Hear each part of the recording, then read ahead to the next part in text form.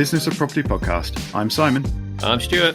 We're both property people running our own businesses, and this podcast is just us chatting every week about the reality of anything and everything property. So before we try and work out what we're going to talk about this week, I'd just like to highlight that podcasting in the last few weeks about property has been quite difficult.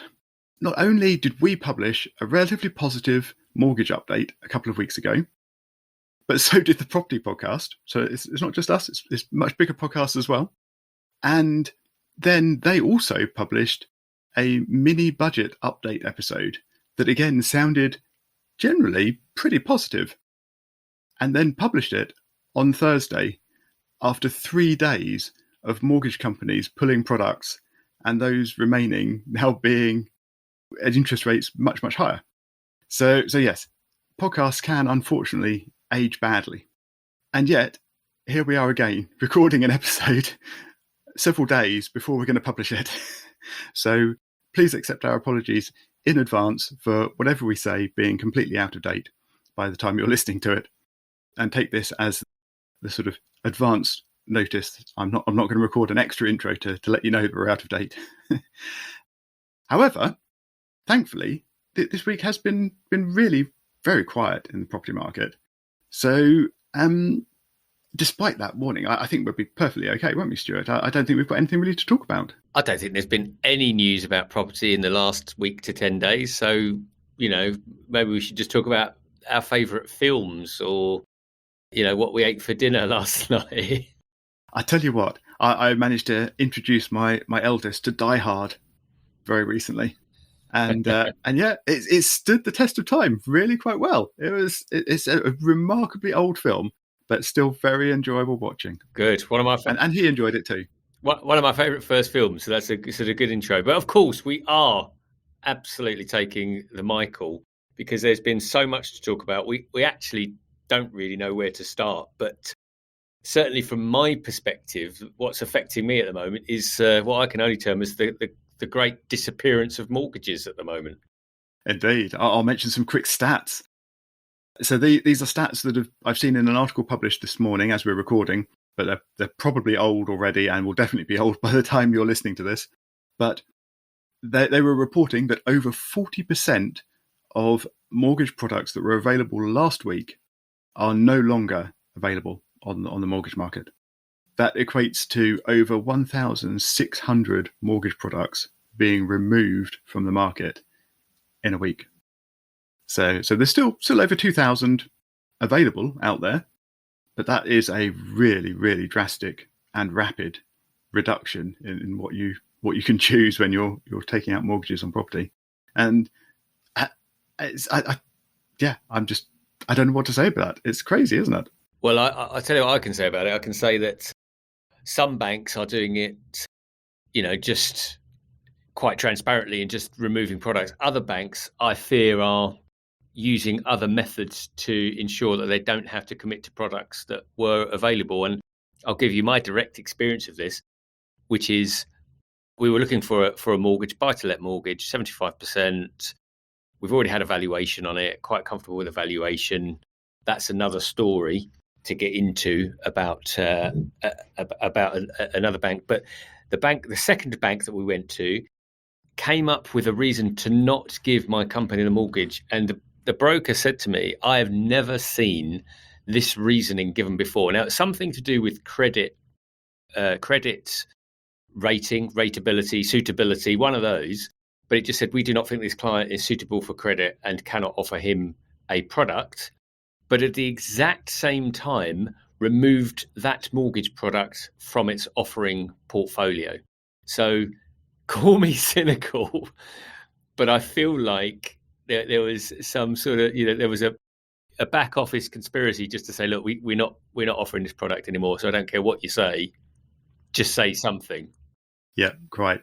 I can offer a slight counter to that story. I'm going through a purchase at the moment, and we'll talk more about that in the future, hopefully, when things progress a bit more. But I was awaiting my mortgage offer, and my mortgage broker finally received it, and there's a story behind this that we'll go into another day. But on that day, he sent this email, and he said, We finally got the mortgage offer through, and I'm really, really pleased that we've got it because this lender has withdrawn all of their products today. So they honoured my mortgage application because it's been in progress for ages. But yeah, if I was trying to start a new one, there's absolutely nothing available. And I have since heard, not from my broker actually, but from other sources, that this same lender, who was offering products in the sort of buy-to-let products, this is sort of in the 4% range, having withdrawn their products for a few days, is now bringing their products back, starting at around 6%. So I mean, that's just, yes, scary. Yeah, I think it's a marked difference. The other event that happened to me in this last week was the first bank that we were seeking to get the remortgage on stroke further advance, and they shall remain nameless, but it sounds like Brent Reliance, let's say. So I was going to say Bent Reliance, but that might be considered rude. But so they originally, so we'd completed the paperwork and the valuation was completed. The valuation was completed on August the 10th. By mid-September, we still had not heard a dicky bird. And obviously, I'm chasing this on a weekly basis because it was going to unlock some capital which my business needs. After a significant amount of chasing in the last week, they came back with a nil valuation. And I'm not going to go into that. We'll talk about that on another episode. But we've challenged that, and it came back, and they said that's okay. We've come back with a valuation that is now suitable, but your rental income is too low. Or sorry, the valuer's rental income amount was too low, and therefore we won't lend. And I said, okay, but the valuer's rental income is £500 lower than what I actually receive. So I would like to... You must just be imagining your rent. I mean... Well, and this is the thing. So obviously I said to the broker, we just need to challenge that. And of course, and I totally understand it because it's the bank, not the broker, but just sort of said, well, look, I'll feed back. And I said, I want to, just because it's the principle. Because I've got at least 4 years worth of rental income and rental agreements, to show that I do get 50% more than what the valuer is saying the market would pay. So it doesn't make sense. So anyway, so we did feedback, and of course, at the same time, I've set the wheels and the hairs running on other banks, which was the second one that failed. But they then came back and said, we will only increase the value of your rental income by 10% and no greater than the valuer's comments, and that still doesn't meet our criteria, so we cannot offer you the product. Oh dear! But I think this is going to be a common story because, as you said, the mortgage lenders have decided they don't want to lend at the moment because they don't know how much their money is going to cost them in order to lend out, because everything's gone a bit haywire. And I'm quite sure you are not the only one in this situation. And I'm quite sure it's going to be affecting home buyers as well as investors. And there will be, in the next few weeks, a big increase in the number of properties falling through. I mean, there must be. I can't see any other consequence or result of this. Well, the flip side, of course, is that the rates that are now being offered. So I work with a couple of clients and essentially sourcing and helping them buy properties. The flip side is that we were modelling out our deal analysers based on interest rates of anywhere between 3 and 4.5%. That's, of course, jumped. And, we've had a couple of offers out there. And, the interest rates that are, as of this recording, are 5.5%. I don't think we're even going to stay there, but 5.5%. And so we are, my clients are now actually stopping purchases, or actually even pre-purchase. We have, we might be having offers accepted and just sort of saying, well, no, actually, we can't go ahead with that. And I think the conversations I've had with a couple of estate agents is that the vendors have to recalibrate their expectations of where the market is. Now, you, me, and the rest of the world can debate where we are in the market cycle, whether prices are actually going to come down, whether it's going to stagnate, whether it's going to grow because of all of the other stuff that we haven't even talked about yet. But the point is, there is trepidation in the market because of that, and that too will mean that we as investors and buyers will also step away. So you've got banks stepping away, potential buyers stepping away, and that's happening. Are you seeing that too? Yeah, I mean, speaking personally, I have been. I mean, I'm in the process of purchasing. Hopefully, that will complete soon. But I have also been looking for another purchase, and given the changing market conditions, not property market, but wider economic market, I have now decided that I'm going to put that very much on the back burner. So if I find, I'm going to keep looking at the market. I mean, apart from anything else, I have a bit of a right move problem. Addiction, yeah. That's the word. Yeah. that I'm unlikely to kick anytime soon. So I will keep an eye on the market and on my local area and things. But unless something really amazing pops up, I'm going to hold back, because the ROI that I can achieve with the much higher interest rates is very low, and that makes it obviously a lot less attractive. I'm a bit concerned about buying at a price that then reduces, although because I'm buying for the long term, that's not too big an issue, but it's obviously slightly off-putting. I've got a question for you, and just a quick one. I don't want to spoil your flow, but when you talk about ROI, because I think this is an interesting one for people listening and as well as myself, because we've talked about ROI, ROCE yields many times before, but when you talk about your ROI, can you just explain what that is for you? When you're looking at this, I base it on all of the cash that's going in to a deal. That's the I bit, the investment. Yeah, that's the deposit, any fees, any refurb, and tax, of course. Anything involved in buying and getting the property ready to let. Yeah, so just total cash in. And then the R bit, the return, is the rent I'm expecting minus all of my predicted ongoing costs. So that includes obviously mortgage interest repayments, which is the big one that's changing things at the moment. Yeah. But also a little bit of allowance for voids and maintenance and bits like that. I tend not to use an agent, so that isn't in my calculations, but obviously for a lot of people that would be. Yeah. So, okay. Yeah, so there you go. So you take the return and divide it by the investment, and you come up with your percentage return on investment. Yeah, and the reason I ask that is because actually I think that's basically my ROCE metric, and this is why I asked the question, because going into a deal, we tend to look at gross and net yield. When I say we, me as a company and me with my investors, I look at that just as indicators. But actually, your ROI is probably the same as my ROI. So they are, ROI and ROC, I think, are very similar. Which is actually what are we going to get back on the total cash amount that we've put in? Because if it's like, if it's 6%, which one is what we're looking at the moment, that's, to be honest, that's okay. It's not as good as we once would, to be honest, again, I'd look at, 9-10% would be really good. And of course, the investors I work with, is one very happy with 6.9% ROCE stroke ROI now, 6.9%. Of course, you'd still argue inflation, etc. But right now, he's got a significant amount of capital degrading because he's getting only around 1-point-something%.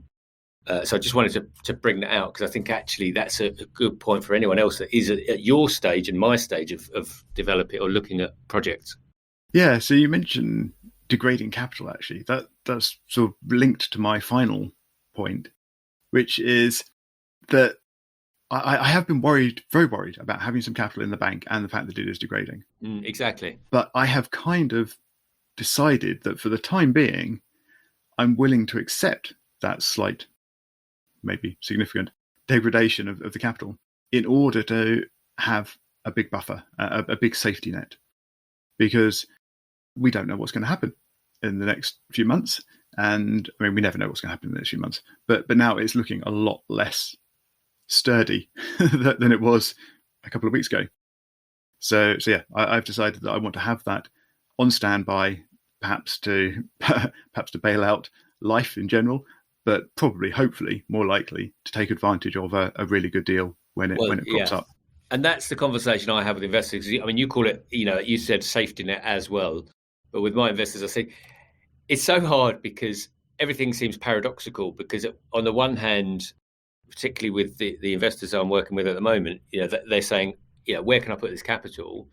And I say, well, we do have to be mindful, stroke careful, because we don't want to make the wrong investment. But actually, if we're investing for 15, 20 years, which they are, we know that could smooth out any little potential hiccups.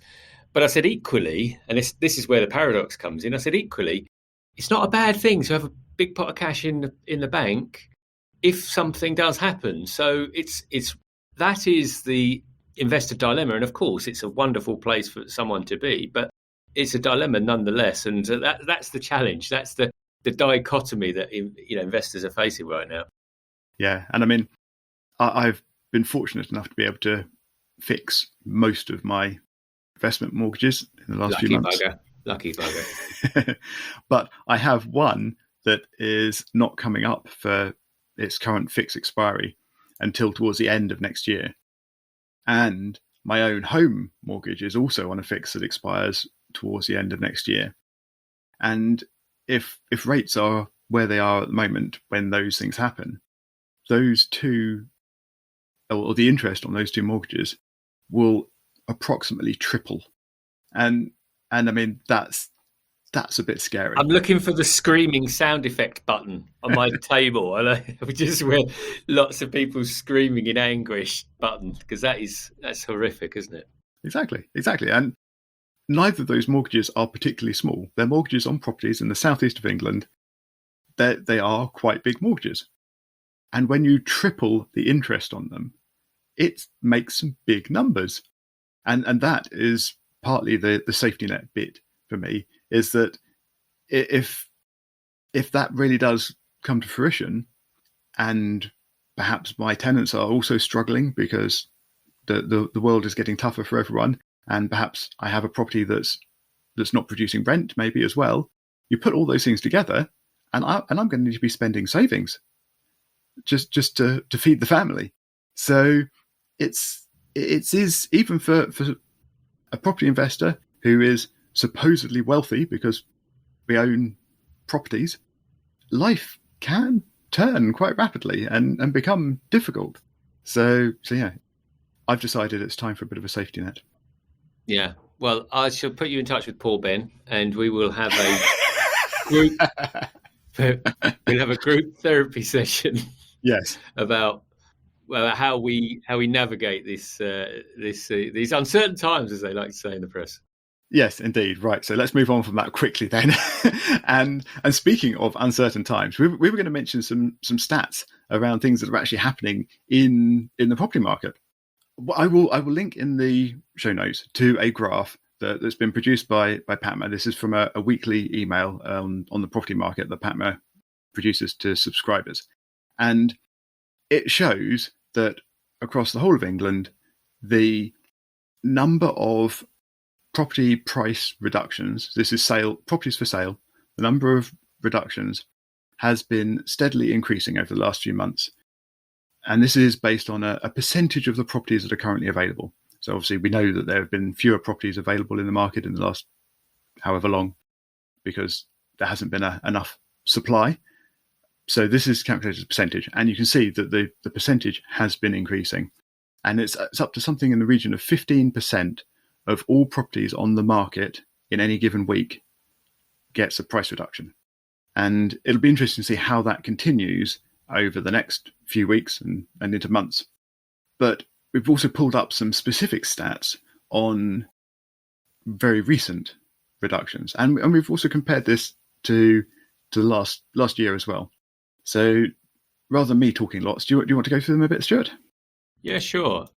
First of all, I'd say these are great stats that are coming out of the PATMA platform, which I'm going to give you a little plug, because I know you're a humble man, but PATMA does a lot of stuff here, and I think what jumps out to me from the table is just I guess just the number. So if we're looking at the number of reductions that have happened this September up to the 29th of September versus last September, we've had 70% more reductions in this September than last September. Now, the thing that Simon and I have already spoken about is, of course, we'd want to factor in, are there many more properties on the market now than there was last September? Because that'll have an influence. But Simon and I kind of agree that even if there were, to see a 70% increase in number of reductions would still be pretty significant. Yeah, exactly. I think this is definitely an indicator as to where the property market is at the moment. And we're looking at raw numbers here, as Stuart has just said, and you have to be a bit careful that the rest of the world is changing around them. So you can't always just look at the raw numbers. But we are seeing in the region of 3,000 price reductions per day in some recent days.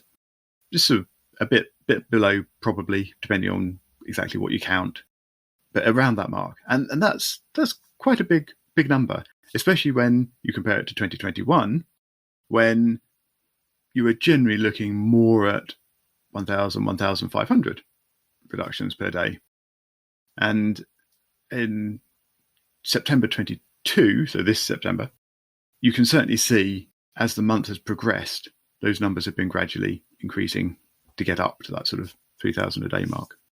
So yeah, all raw numbers, all need to be taken with some context, which we're not providing lots of today. But yeah, it's the big question, I think, from this is, how long is this going to last? Is it going to spiral? Is it going to escalate? Or are things going to calm down and it's not going to be quite the crash that some people are shouting about?